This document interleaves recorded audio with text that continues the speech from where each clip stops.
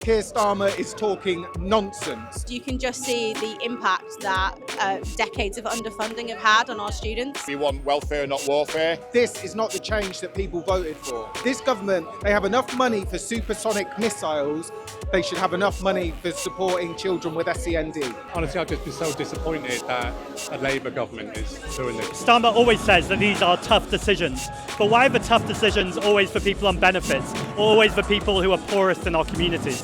Why are the tough decisions never for multimillionaires and billionaires? On the coalface of working in a school, we don't have things. We don't have money for pens. We don't have money for glue sticks. So we are here today to protest against austerity 2.0 that is being brought about by a Labour government. Quite simply, our children and communities cannot bear any more cuts. We had it for 14 years under the last government. This is not the change that people voted for. Today is obviously a demonstration called by the People's Assembly, trying to mobilise the movement against the government's cuts agenda, but also demanding that we absolutely say that we want welfare, not warfare. We've seen cut after cut announced by the government in recent weeks, and clearly our members in PCS are on the front line of public administration, in a very uncertain future, whether it be changes to the benefit system that will plunge millions of disabled and young people into abject poverty, or cuts back in resourcing across the entire civil service. So the message that we've got today on behalf of our members is loud and clear, alongside the rest of the movement, that they've got to invest in public services, this government. They've got to correct the wrongs that they've already made in the early part of their administration, actually invest in public services, invest in welfare, and stop this race to the arms trade, which is clearly what they're pandering to at the minute. So that's why we're here tonight. This is a moment for the country to step up. We've had decades of austerity under the Conservative government, and people voted Labour wanting change. But actually, what have we had? We've had the winter fuel payments, we've had cuts for disabled people, and we have the ongoing genocide in Gaza. This is millions of people from lots of communities all around the country who don't agree on everything, but are saying it is time to tax for rich. We need to fund our public services and challenge the powerful and the wealthy. Obviously, the Green Party want to be at the heart of that and challenging that in Parliament, but this is more than just one political party or even just politics. This is about community groups coming together and saying we demand change. I'm actually a recent returner to education, so I've been teaching for 10 years and I've recently come back into teaching, so I came back in February. And it is completely different. So I originally left teaching before COVID, came back after COVID, and you can just see the impact that decades of underfunding have had on our students. You know, we've got students with huge mental health issues. We've got problems. We can't even give them pens. You know, I'm buying pens out of my own budget. I'm buying glue sticks out of my own budget. We just don't have the money in order to support students at a really critical time. There was the business of school dinners being privatised, and the quality of menus went down. And then we were losing out to the closing down of a lot of free school dinners. So I would say that it happens at many levels in education. But what worries me is the money seems to be at the top and it's not filtering down. This coming year, education and schools in particular will have to endure £615 million of cuts. Quite simply, that will lead to a real impact on the quality of education. There already aren't enough support staff. There already isn't enough pastoral care. We have crumbling buildings and a recruitment and retention crisis. This government, they have enough money for supersonic missiles.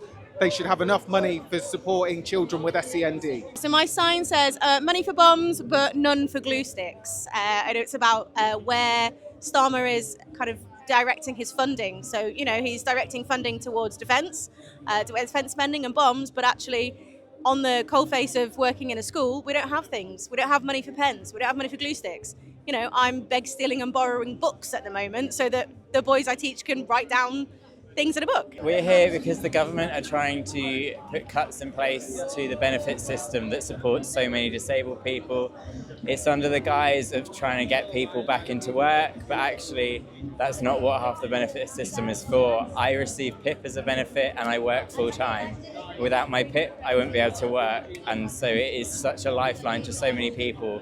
And frankly, without it, there are disabled people that are going to die.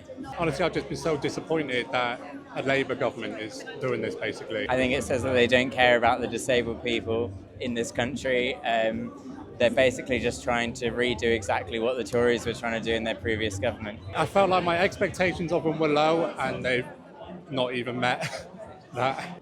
You've sort of got to follow the money though. There was so much more money spent in trying to investigate things like PIP fraud, which was at pretty much 0%, than actually in PIP payments. So why are we wasting money on this? That's where your savings are. Stop wasting money looking at these people who are supposedly committing fraud and use it to actually support disabled people. Starmer always says that these are tough decisions, but why are the tough decisions always for people on benefits, or always for people who are poorest in our communities? Why are the tough decisions never for multimillionaires and billionaires? Why are the tough decisions never for fossil fuel barons? Why are the tough decisions never on unscrupulous landlords? We know that there is lots of wealth in our country. For decades, poor people have got poorer and rich people have got richer. Now, people will say, what if the wealthy just leave? But we're talking about taxing their assets, and assets can't just move. It is time for politicians to make these arguments and for Keir Starmer to stop defending the powerful and the wealthy and actually do what this country needs, which is fund our National Health Service, fund public transport, and make sure that our poorest communities are supported. Well, quite frankly, Keir Starmer is talking nonsense. There is the wealth in the economy to ensure that schools can be funded, hospitals can be funded. We need to see taxes on the wealthy. A 2% wealth tax on those with assets of over £5 million would raise over £24 billion, and the black hole would be gone. I'm not saying it's just Starmer. I think underfunding and undervaluing teachers has been going for a really, really long time, but I don't think he's making it any better. What we should be doing is pushing it for our children and grandchildren. And that's what worries me. You know, anybody born in the 50s had a full education, access to apprenticeships, access to further learning. And I was proud of that as a teacher. But I think there's a bit of a cloud over all of that because we start looking for excuses. And when we say money is cut back, they then say, well, it's because of foreigners. What a load of tosh. It's as far removed from a Labour government as I can remember, to be perfectly honest with you. When I was not a big fan of the Tony Blair administration, but Starmer's administration is going even further to the right. And the one thing, a message that we have to get across to today is that as they lurch further to the right, they can't out-reform reform, which is clearly what they're trying to do. They've actually got to invest in public services. They can't cut their way to economic growth, and that's a message they've got to hear loud and clear.